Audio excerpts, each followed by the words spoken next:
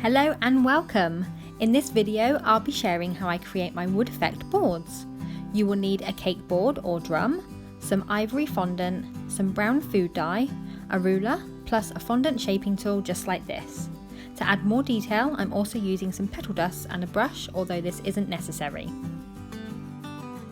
So we're going to begin by kneading our fondant. This just makes sure that it's smooth and pliable.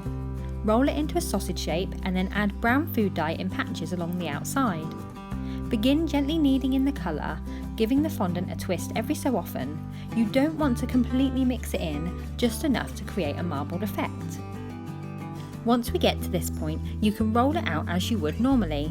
I like to use cornstarch to stop the fondant sticking, and I also turn the fondant every few rolls. Not only does this make sure it doesn't stick to the worktop, but it also keeps a nice even shape. To check you've rolled your fondant to the correct size, hold your cake drum over the top. You should see a small allowance all around the outside.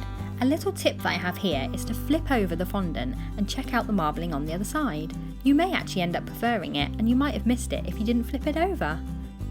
Once you've decided which marbling you prefer, wet the top of the cake board with a little water to allow it to stick, but don't soak it.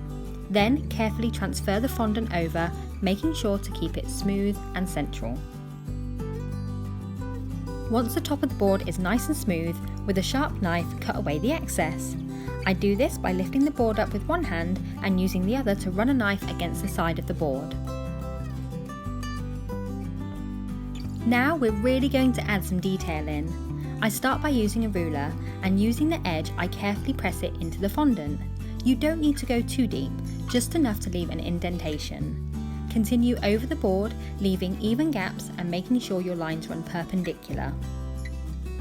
I then use my fondant tool just to bring out those lines further and smooth them out a little bit more. To make them look more like planks, I divide them up with a few lines, making them random for a more natural look. Now you could leave the board like this, but what I like to do is use my fondant tool again to gently score the top, just to add a bit more texture.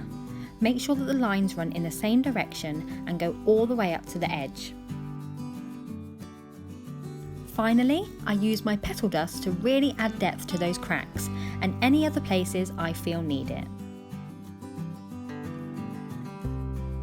And that is how I make my wood effect boards.